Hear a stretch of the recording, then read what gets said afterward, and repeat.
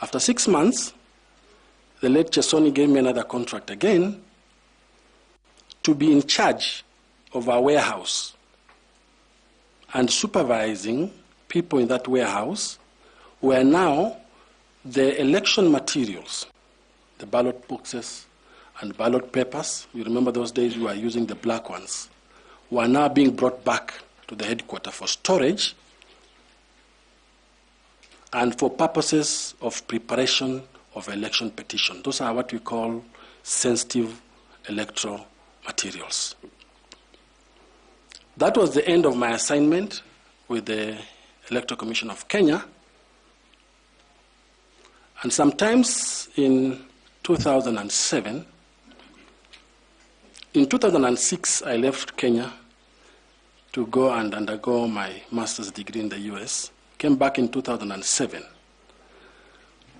That was an election year as well. On 1st of December in 2007, I was recruited fresh from the US. I was recruited by ELOG.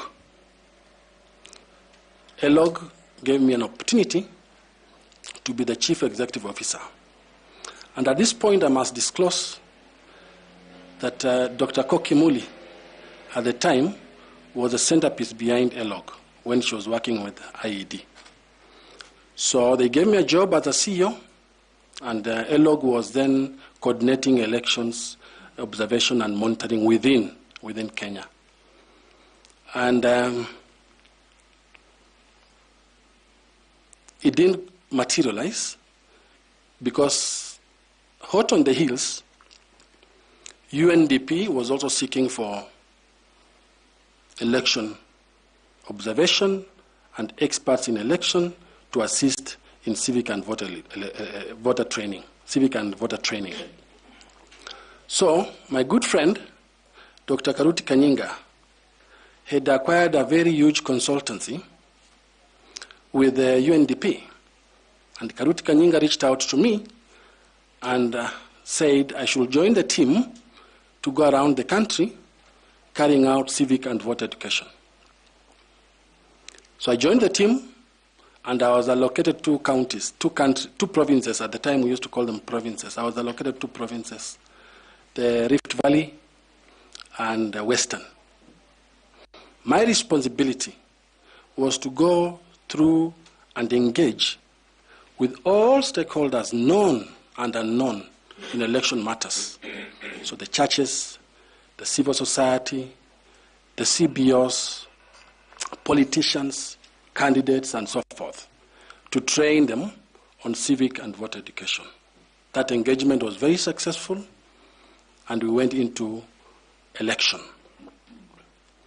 After my engagement with the UNDP, I then joined and was recruited by the German Technical Corporation.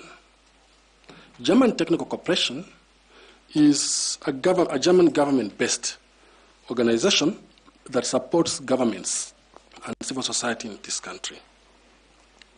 So I was hired as a senior governance advisor, and I worked there supporting, that time, 2 main institutions as a governance advisor. I was supporting the Ethics and Anti-Corruption Commission on matters surrounding combating corruption, and I was supporting the Ministry of Justice. We had a program at the time called GJLOS. So I was at the center of it. After my tenure as a senior governance advisor from GIZ, I joined government. Investors have options. And at that time, the institutions, the new constitution was in place, and many institutions were looking for means and ways of enhancing the operation of those institutions. So I joined the judiciary. I joined the judiciary as a deputy chief registrar of that institution. That was around 2011. And at the same time, while at the judiciary, the management of the judiciary then thought it's wise to appoint me as a director of a new program that I was tasked to begin, and that program was called the Judiciary Performance Project.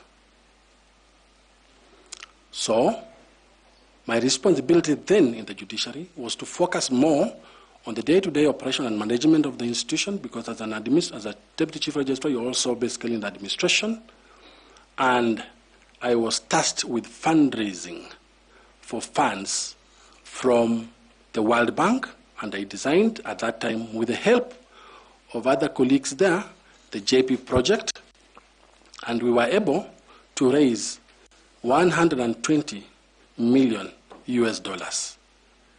Those were the monies that eventually found themselves in the judiciary under that project with the World Bank, and it was meant for expansion of courts.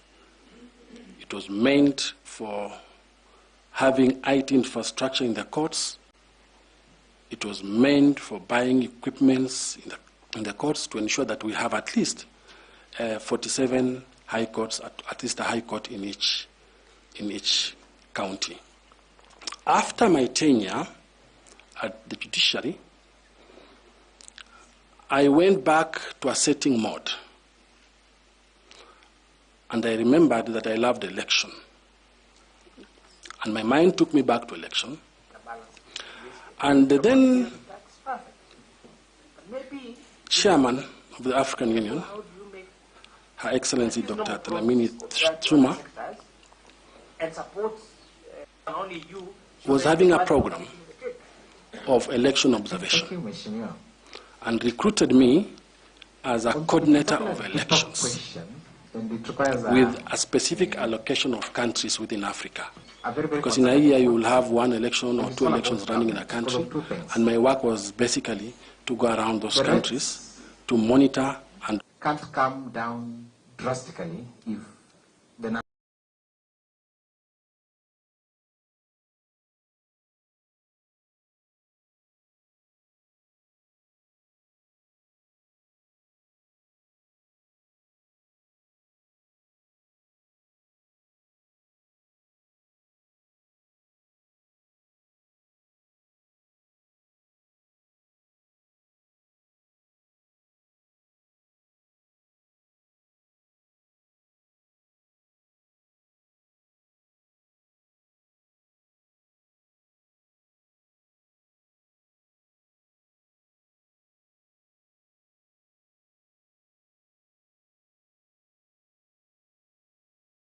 as long as government also is coming to borrow, and that borrowing is at higher rates, again, that conversation, it's extremely difficult to be able to address. However, Parliament has a chance to be able to have a role to play in these dynamics on government budget is coming to borrow. Once we address the physical side, and we can be able to manage our liabilities, those two aspects of pending bills, government borrowings, then you'll really find that, because there was a time within this country where the rates were really down and government wasn't borrowing as much, then now banks will be able to look for private sector businesses to support, and those businesses will repay the loans.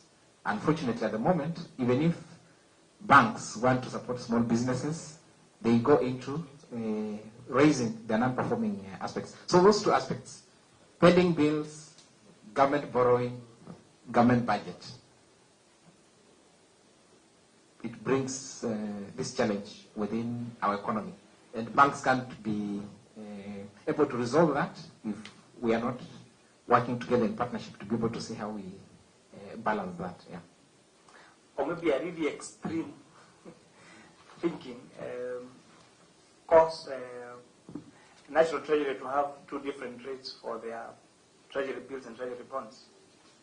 One for institutions and one for individuals. Because really, the sad thing about this borrowing is that most of the money that we are lending to governments is actually government money. Because your largest accounts are actually with government institutions. Whether it is county governments, whether it is state departments, those are the largest accounts. And that is the money that is now going back to government as loan through treasury bills and treasury bonds that is crowding out all these private sector. That's what just a comment. It doesn't necessarily require your answer. But I don't know whether you responded to other questions that were asked, because there's something that you that came when you were answering on publishing of the match records. I'm wondering, what do you need to publish this? Why does it have to take? What do you really need to publish? Why is that data not available really? And I was checking your report that your average deposit rate is at 10.41% and 10.05%. I am sure when this information gets to Kenya, they will be surprised that deposits actually earn 10% interest rates, or maybe specifically to fixed deposit accounts or savings accounts. Because I think the trick also where it's not necessarily a bad thing, you're not breaking any law, but it's how you have configured your business. By having current accounts and saving accounts, where now at any particular time, if my account has 10,000, Wanabokaluma has 10,000, Naboyula has 10, that's 50,000. So really that is 10,000 money that you have at any particular time that is interest free, that you are lending to someone at 18%. So maybe, what this 10% are you talking about? Is it when you actually come to negotiate for fixed deposit interest rates, or is it interest rates for money held by Kenyans in their bank accounts? Yeah, it's a good question, Chair. If you look at the deposit structure by volume, 60% is in time and savings deposits. This is now the money you would put in for longer.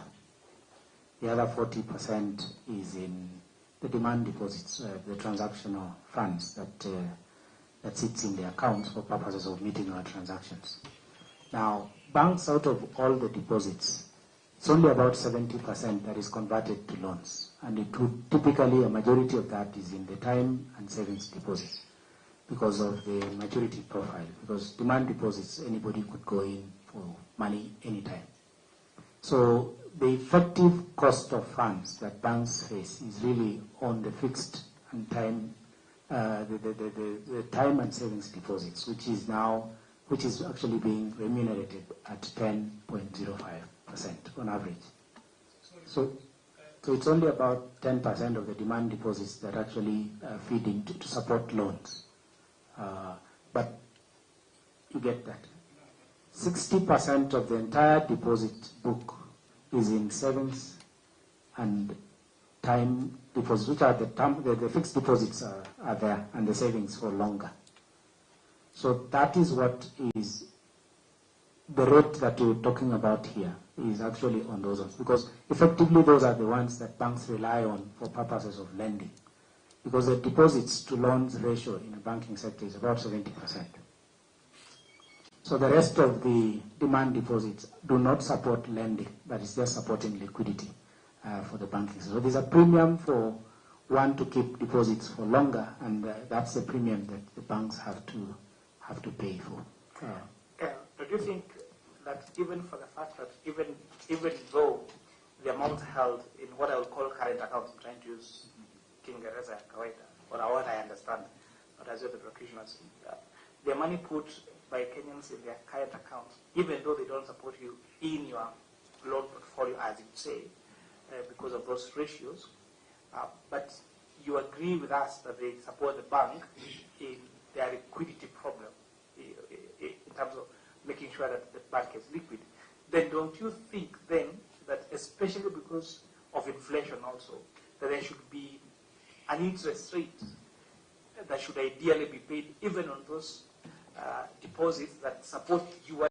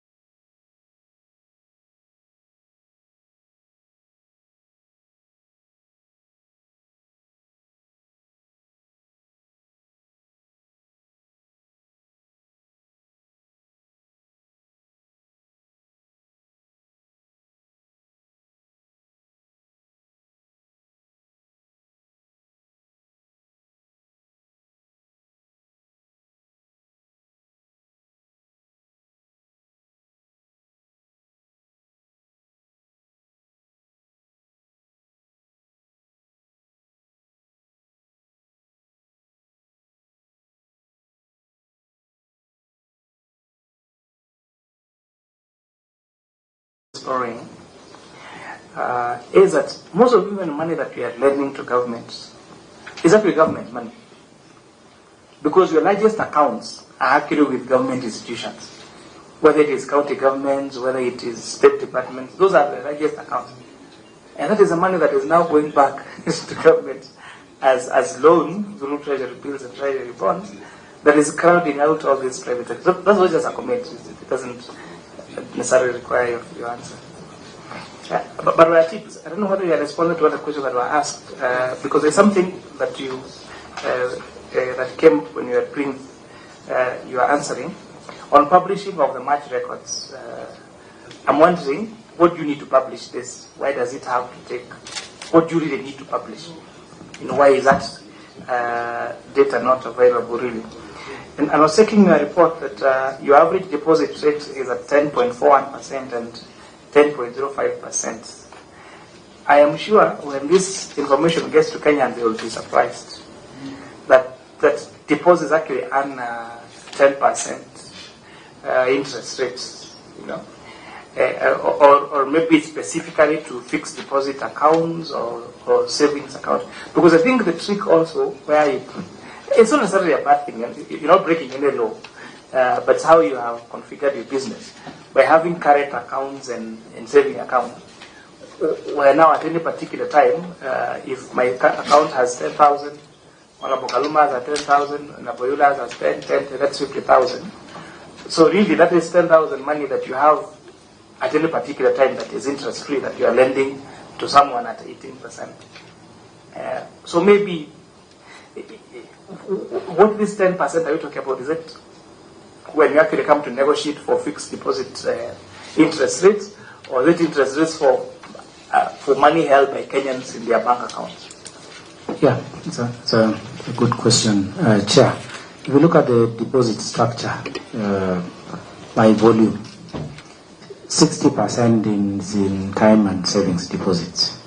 This is now the money you would put in for longer. The other 40% is in the demand deposits, the transactional funds that sits in the accounts for purposes of meeting our transactions. Now, banks, out of all the deposits, it's only about 70% that is converted to loans. And it would typically, a majority of that is in the time and savings deposits because of the maturity profile. Because demand deposits, anybody could go in for money anytime. So the effective cost of funds that banks face is really on the fixed and time, the time and savings deposits, which is actually being remunerated at 10.05% on average.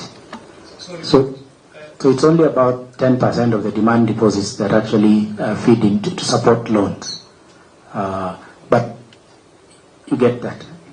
60% of the entire deposit book is in savings and time deposits, which are the fixed deposits are there, and the savings for longer. So that is what is the rate that we're talking about here, is actually on those ones, because effectively those are the ones that banks rely on for purposes of lending, because the deposits to loans ratio in the banking sector is about 70%.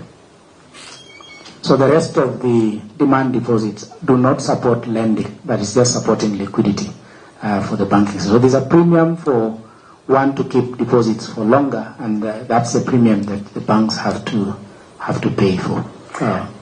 Do you think that even for the fact that even though the amount held in what I would call current accounts, I'm trying to use Kiingereza kawaida, or what I understand, but as the practitioners, the money put by Kenyans in their current accounts, even though they don't support you in your loan portfolio, as you say, because of those ratios, but you agree with us that they support the bank in their liquidity problem, in terms of making sure that the bank is liquid, then don't you think then that, especially because of inflation also, that there should be an interest rate that should ideally be paid even on those deposits that support you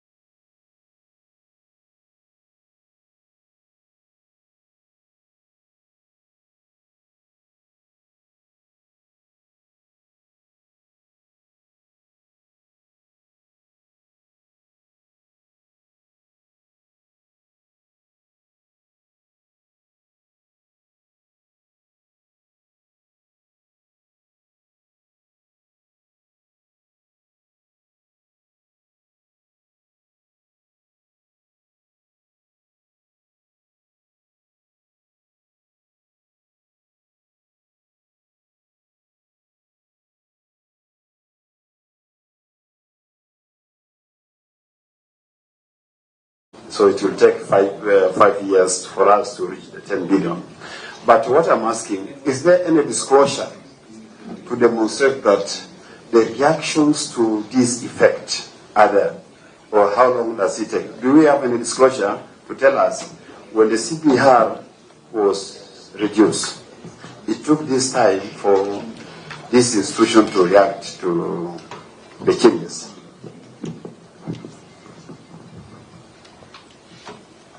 Yeah, that's, I'll say this in answering that question. You know, last year, from the beginning of the year, the interest rates were actually going up.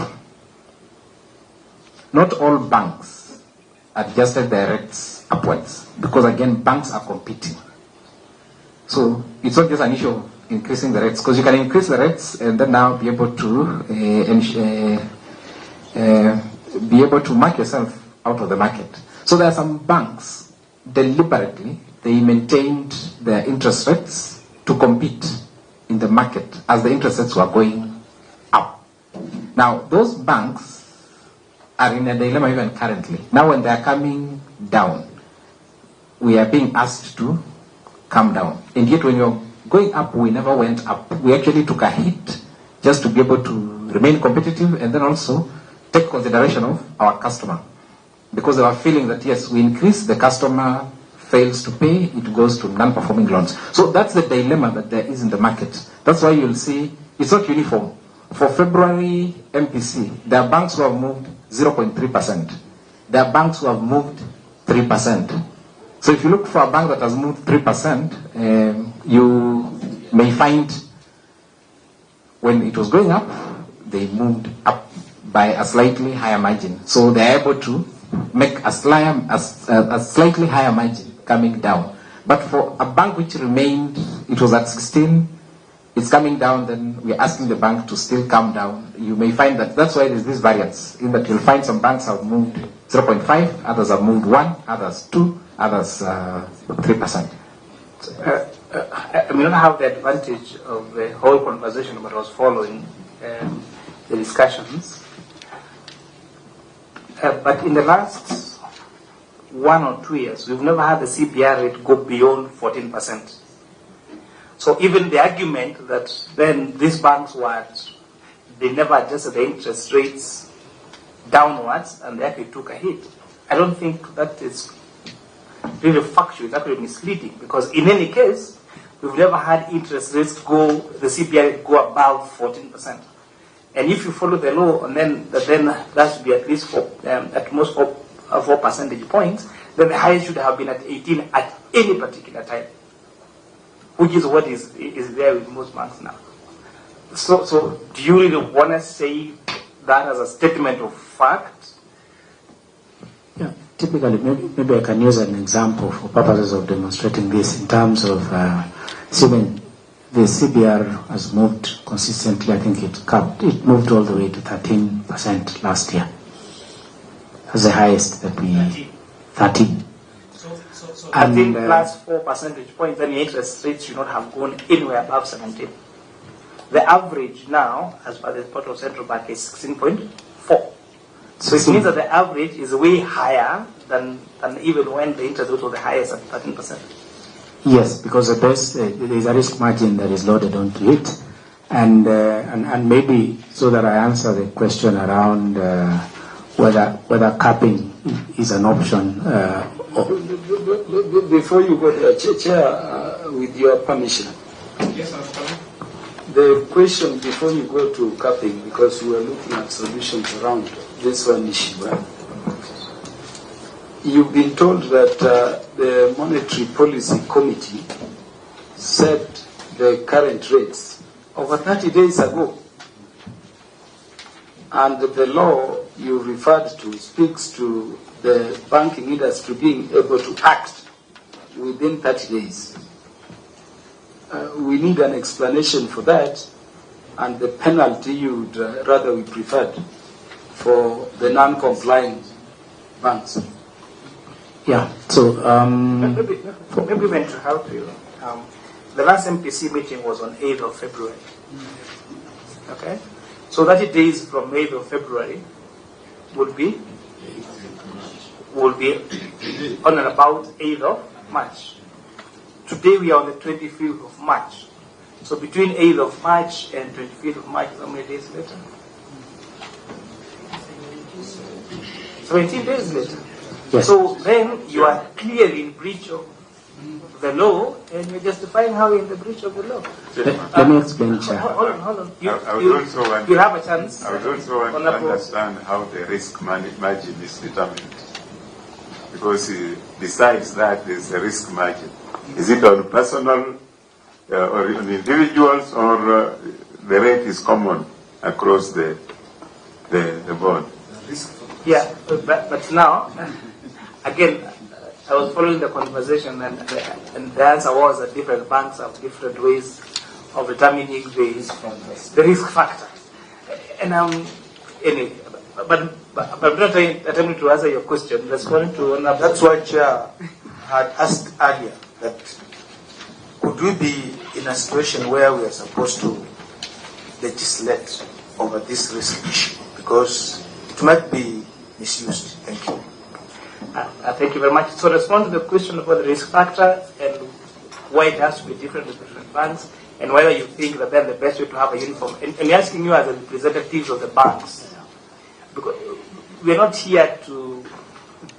We are here to try to understand your business, and so that we both protect the business and most importantly protect the consumers of the business. That's why we are here as the representatives of the people. So answer that perspective, and because we're about 1 month after the MPC. And maybe just a follow-up on that MPC. We have the next MPC meeting in 8th of April. So if you've not acted on what the last MPC resolved, and you have another MPC coming up in 2 weeks, then actually in a week, then are you really being responsive to the decisions made and to the directive given by your regulator, which is your license, the Central Bank of Kenya? And maybe, Chair, yes, CPA? as they are responding particularly to that, can they confirm that CPK has intervened on this matter, has engaged them over this issue? Can they today confirm? Because from the way we are talking, it looks like the regulator is talking his own things, and the bankers are still on their own. Can they today confirm? Please respond. Yeah, maybe I'll start with the easier one. Yes, CBK has engaged the banking industry on the same and continues to do so. And up to now, we are that the MPC is about to take place without implementing the recommendation resolution of the first MPC. So what is happening? Yeah. So on the question of MPC having met on the 8th of February, and 1 month now lapsed on the 8th of March. So banks did adjustments on their lending rates and communicated to customers as required by the law and the practice. So the numbers for March are yet to be published. That would now show the adjustments that have been effected. Because the numbers that for March are yet to be published, what we did as an association was to call our members and ask them, to what extent have you made adjustments aligned to the monetary policy reduction in the central bank rate? And they gave us a range that, because all of them are applying different models, they have from 0.37% to 3% has been affected. And when we look at the average, it was coming to about 1.65%. So that is what has been applied, and it would be reflected within the lending rates for February, as well as also the lending rates for March, because that announcement was in early February. It would be affected within February and March. So those numbers, when they actually come out, it should reflect the rates that were affected. So with another adjustment coming in April, again, we see that being implemented in the days after April for purposes of just making sure that there is transmission. So for sure, when the numbers get published for March, we will actually see a reduction in the lending rate. And I think so far the number, though yet is to be published for lending rates, they've actually come down. We had in January 16.64. They've actually also come down to about 16.41 in February, and is expected even to be transmitted stronger in March, because that's when now the 1 month lapse of the notice period would actually have taken root. So we, by all means, we will see lower rates in March when the numbers actually get published. The other element that I think is important for us to explain is there is usually, typically in any economy, it's never uniform when rates are going up and when they are coming down. That is in any economy. And this is even demonstrated from the numbers that we have for deposit rates and lending rates. The adjustments usually are never the same. Look at it this way. When rates are going up, those that have fixed deposits in banks start to factor in very early, and they actually approach banks and say, you're giving me, I was giving you my deposits at 8%, but CBK rate has moved up, so there's anticipation that rates would go up.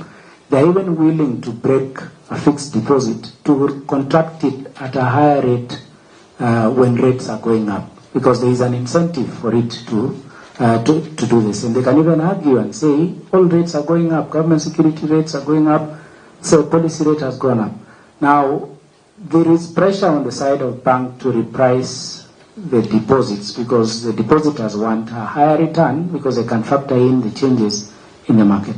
When the things turn, the depositors would even want to delay their loans that they had fixed for a longer period of time, for longer, because now rates are going down. No one wants to cut or break a fixed deposit, and that in itself, for as long as deposit rates remain high, there would be rigidity on the part of lending rates to also move down, and that's why you see them moving down slowly. When you look at the numbers that we have given on table 1, page 2, we have deposit rate changes, lending rate changes. Just take the example of November to January. Deposit rates, when rates were moving down, deposit rates moved from 10.41 to 10.05, a change of 0.36. Lending rates moved down from 17.22 to 16.64, a movement of 0.58. So banks have actually effected even a higher adjustment on the lending rate compared to the cost that they have to bear for deposits. So in essence, banks are doing the transmission of monetary policy. There is pressure, however, on the side of the cost of deposits that are not adjusting as fast. And I think Raymond, our CEO, did mention the pressure, competition for the same fund, because depositors are saying, government securities is giving us this. How much more would you give us for us to retain the fund within the bank? And typically, definitely, for a bank to be able to continue lending, they have to continue mobilizing the deposits. There's a cost to that. So we look at all those rigidities, that pressure that is not uniform when rates are going up compared to when they are coming down. There is the notices and accommodations that we have to give to customers. The 30-day notice period was really a consumer protection issue, particularly when rates are going up. Looks good, and I can bet with you, 30 days looks short when rates are going up, but looks very long when rates are going down. That's the asymmetry that we typically see. On the considerations, where we are in terms of pricing, we had interest rate capping implemented between 2016 and 2019 when they were repealed. During that window, credit growth never went beyond 10%. And it's because if it is capped, it means then a risky customer who would be priced, say, we are now moving fully into fully pricing environment, each customer would be able to access credit at a risk profile that each bank does on them. So as a result then, we actually started seeing credit growth. It went all the way to 12%, 13%. and we started seeing stronger growth in credit that was able actually to support economic activity during that period. And I think numbers are there to demonstrate that. During the period when interest rate caps were in place also, because now the funding of private sector was limited to those that had good credit profiles, there was a lot of investments in government securities by banks as a result, because then the room in the private sector's lending is actually limited. So as a result, that private sector credit actually was very slow in terms of growth. So the risk-based pricing models, and I think the question that came through was, why don't we have a harmony? Is because the central bank then required that each bank prepares its own model, approaches the central bank, they have a discussion until they get the green light to implement it. All banks got the green light, but at an individual level. So they had their own pricing model, they had their own base determination, and the components that they add on the in that formula for purposes of pricing. So that was differentiated. But even the industry now has also appreciated that we need uniformity, so that even it's possible to gauge the transmission of monetary policy in a way that we can describe. Because if each bank is following its own model, then the response to a policy rate even becomes also non-uniform and non-coordinated to a great extent. You also asked, Mheshimiwa, the question around taxes on these huge, so to say, huge profits that are coming in. And it's fair also to demonstrate that the banking sector was one, as an industry jointly, one of the leading tax contributor in the economy. 190 billion shillings was contributed to government in form of taxes. And all this level of compliance cannot be disputed with regard to that. So income tax compliance is very strong. So another consideration on increasing taxes on the banking sector, it only means the expectations in terms of pricing again may actually be triggered in terms of pressure, because there is a shareholder expectation here at the end of the day. And if there is higher taxes, it means it has to be fed into expenses that the business has to incur, which again would be passed through to consumers. And I think as we discuss elements around the features of pricing in an environment where we're looking at reducing the cost of credit, it becomes a challenge. There was the other question around... a point of order, Chair. What is the point of order, Honorable? The profit you get, the question I was asking is whether it can be treated as income and be separately taxed away from the excise and also the taxes. That is the part I was looking at. Not to get you help us determine the extent, okay, but whether it can be rightly treated as an income to the bank that is making that profit, and therefore be considered for some form of taxation. Yes, Mheshimiwa. What we'll be just doing for this economy will be very detrimental, because for government to run, businesses ought to be in the profit making, so that we pay taxes and we can be able to run government. Now, investors have options. So if maybe a different way from what Honorable Kaluma was asking. We don't dispute the contribution to tax by the banking sector. But that contribution to tax is based on the profits that you generate, especially from your corporate taxes. How do you generate that corporate tax? Is by the profits you make by the spread between your costs of money, which is mostly deposits and shareholders' investment, and the interest rates that you charge. So we're asking, and would indeed make more sense and would indeed have better economic transformation, even if your contribution tax was less, but your availability of lending to, especially the private sector, and MSMEs was higher.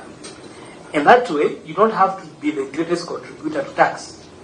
Then there would be more people coming into the tax bracket because you have been able to offer them cheaper loans that they can repay and therefore spur their businesses and spur economic growth.